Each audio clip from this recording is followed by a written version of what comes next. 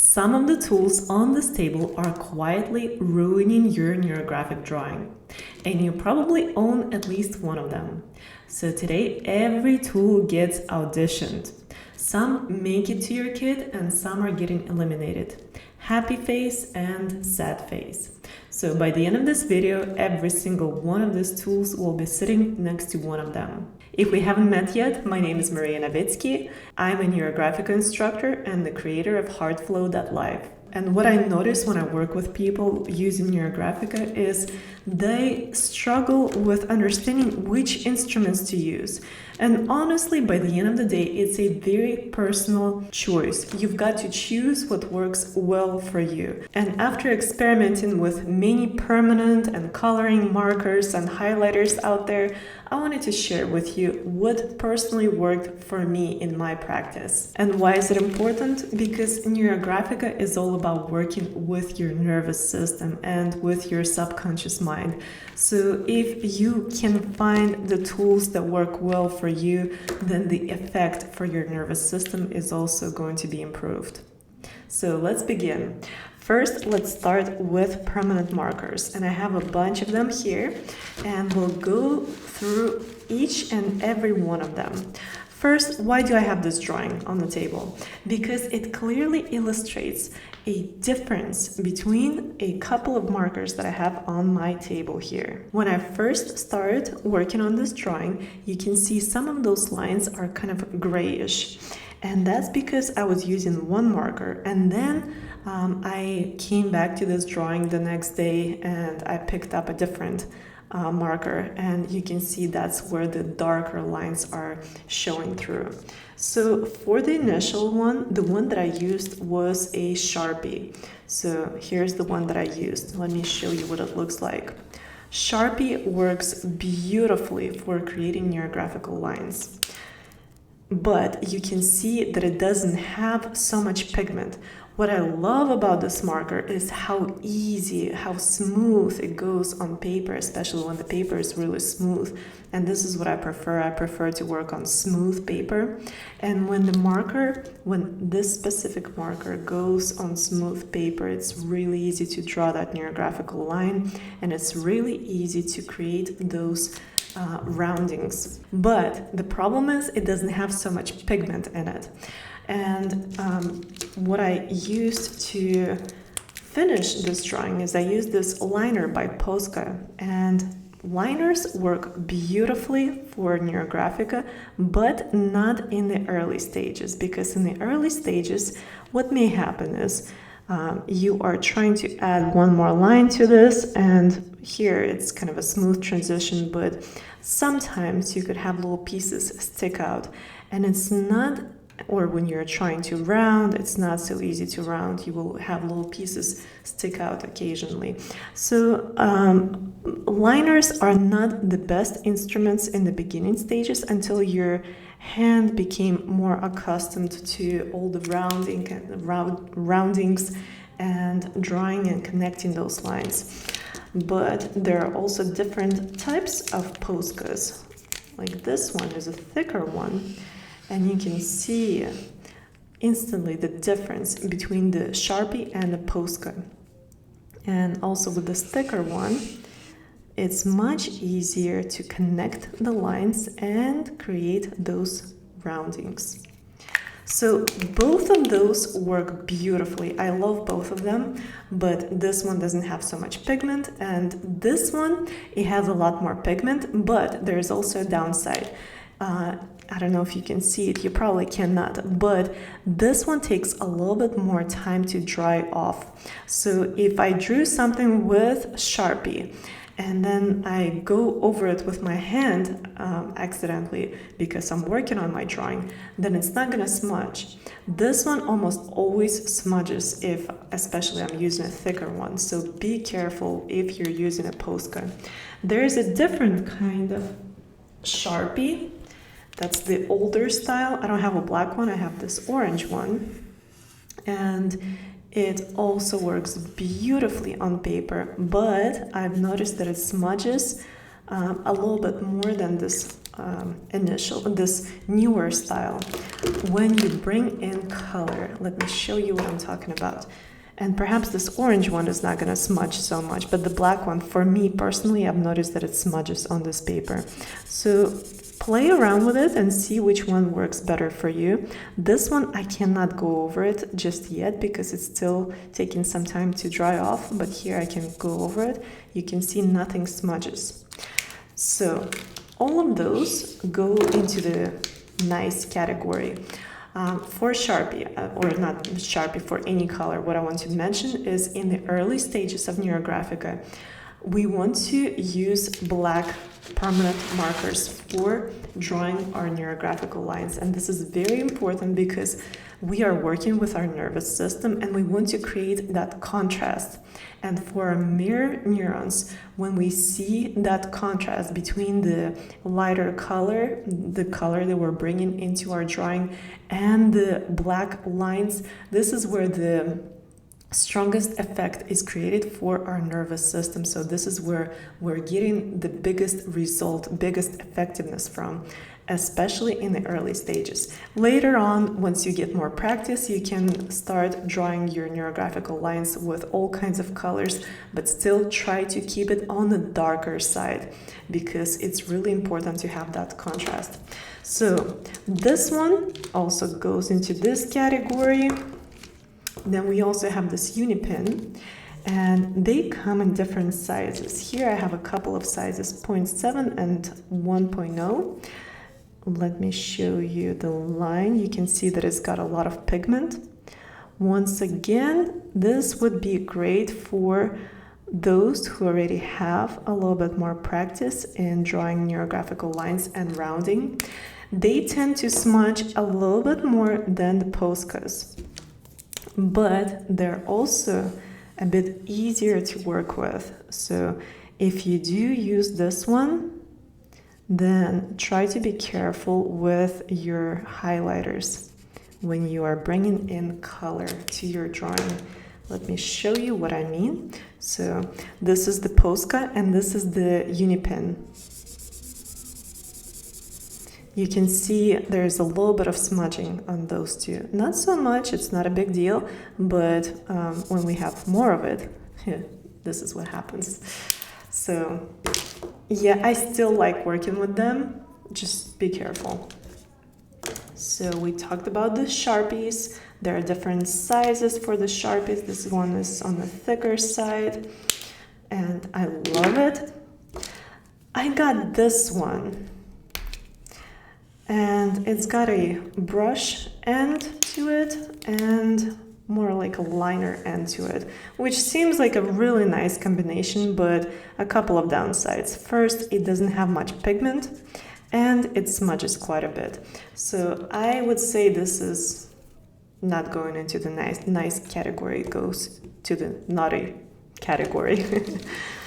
Then I also found this one on Amazon, also a brush kind of ending tip, which is really easy to work with. I love working with brushes, brush-like pens. And then we've got this thinner side, which is really good for creating thinner lines and roundings and details. But also when it comes to when it comes to color, not so good. Not a huge fan. So as much as I love working with this one, it smudges quite a bit more than the others. So this is not my number one choice, but I still like the fact that it's got two ends to it and it works a little bit better. It's got more pigment to it than this previous one. So I would still put it into the nice category. Then we have this Paper Mate. It's on the thinner side. I love the feel of it. And I love the pigment. It's really easy to round with. It's a really good transitional pen before you go to like full liners. But if you want to practice with thinner lines, this is a really good one. But it also does smudge on smooth paper such as this one. but I would still put it into the good category. Then, so you want to start practicing with black, but then when you transition into like colored lines, then they also offer a variety of colors, and they're all highly pigmented and work beautifully, especially for small details. Can I use this for coloring? Yes and no. If I have like a really small drawing and I don't go too much into the lines, over the lines like this, then it's better. But you can see that depending on the initial permanent marker, it can kind of cover some of the original lines. So that's not necessarily a good thing in Neurographica. So I would still put this into the usable category, but not so much for coloring, more for lines. And then we've got colored Sharpies here. So this is also a Sharpie. Let's see, I have one that is black, and it's more like a brush tip, and it's got enough pigment to it, and it gives me more flexibility for differentiating the thickness of the line. I can press a little bit heavier and the line comes out thicker, and if I don't press so hard, then it's thinner, and it's easier to round the intersections with it. The pigment is enough, but still not so much as the Posca. I love that it doesn't smudge though.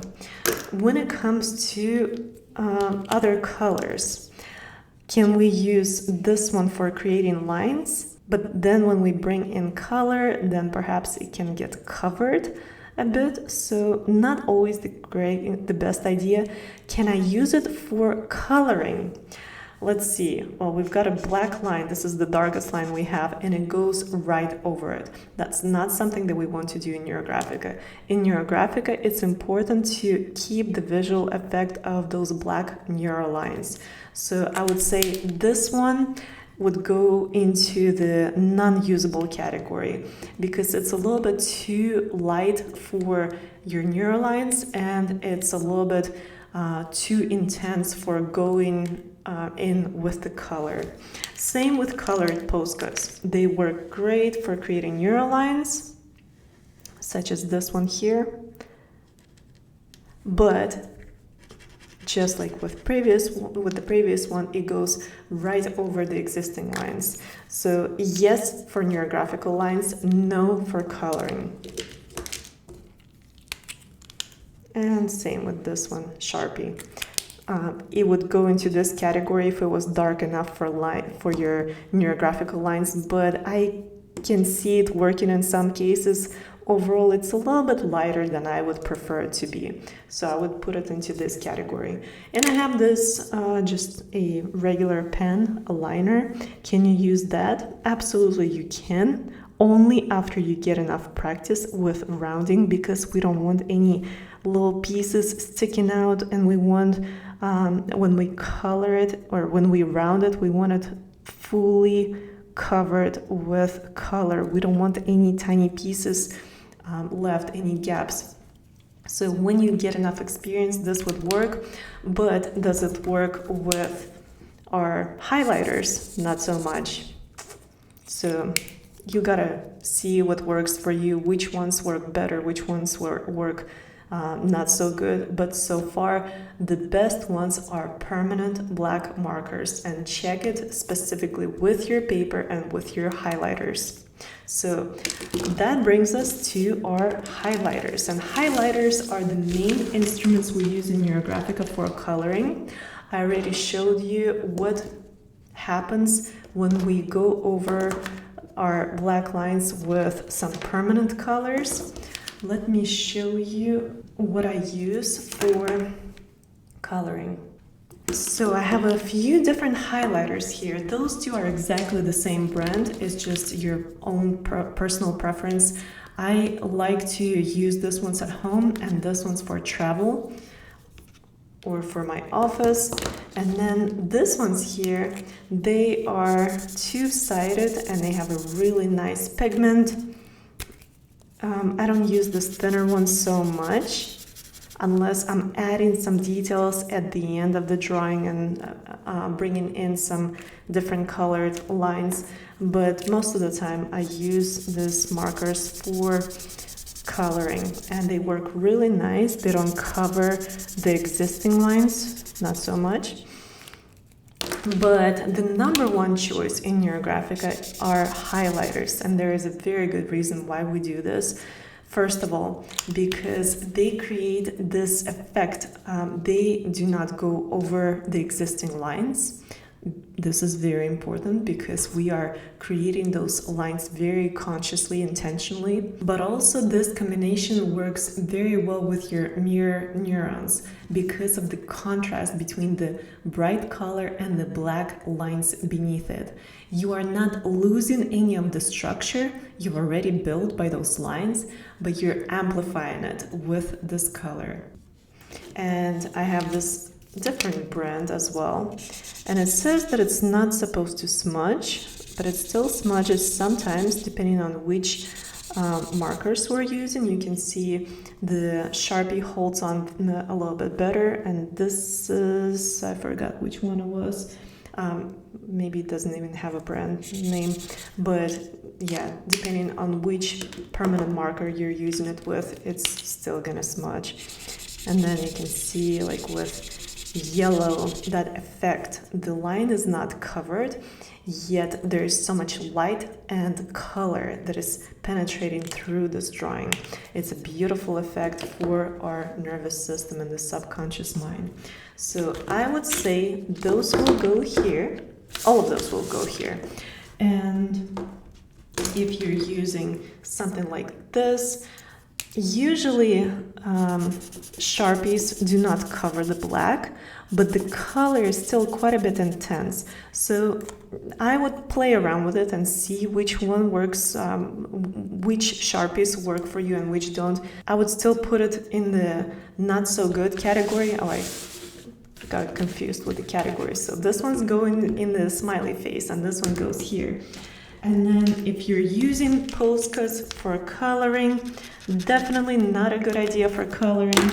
If you're using Sharpies, this new style Sharpies, they will cover your lines right over, so definitely not for coloring.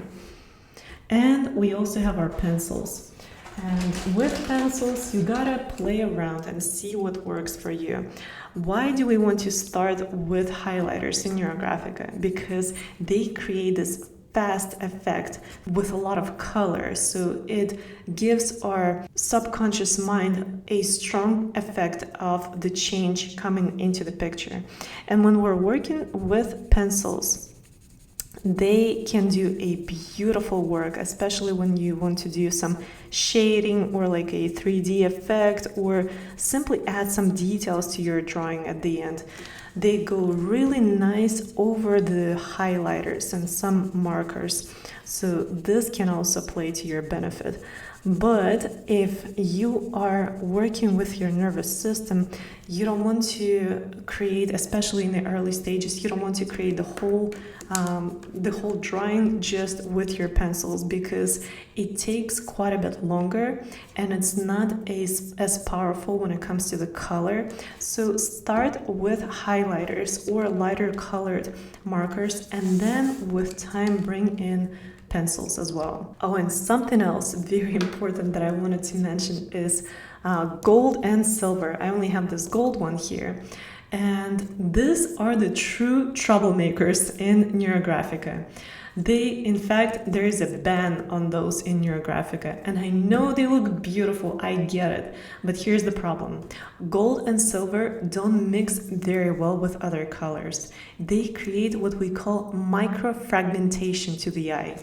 Unfortunately, I cannot show you the effect on the camera so much. Yeah, you cannot see it. But in this case, this is a pen and it does not cover the initial liner so much, depending on which angle you're looking at it from. Let's see if I can Yeah, it's kind of hard to tell on the camera, but with my eyes, I can definitely see that depending on which angle you're looking at it from, it's actually covering this line for me. And also those sparkles, they create this micro-fragmentation to the eye. And those tiny visual breaks that fragment the image into little pieces, they are causing us to create the opposite effect from what we want. You see, Neurographica is all about creating balance and coherence for our mind. And anything that fragments the visual effect to the eye works directly against what we're doing. So this one's definitely, gold and silver definitely go into the naughty category. Do not use them in Neurographica. So to recap, the black permanent marker is the foundation, especially in the early stages. This is what we start every single drawing with. Your tools do not need to be expensive, but they do need to work well for you. How do you feel when you are using a certain marker? How do you feel when you are combining it with your highlighters, with your color? Test it out and see what works well for you. Using the wrong tools is just one of the things that can quietly block the flow of your neurographic practice. And I've put together a free PDF called 10 Neurographica Mistakes that block flow and how to transform them. The link is right below this video, so go grab it. It's free and it will save you so much trial and error. Let me know in the comments which tools you already have in your kit and which ones you're planning to add into it. I'll see you in the next video.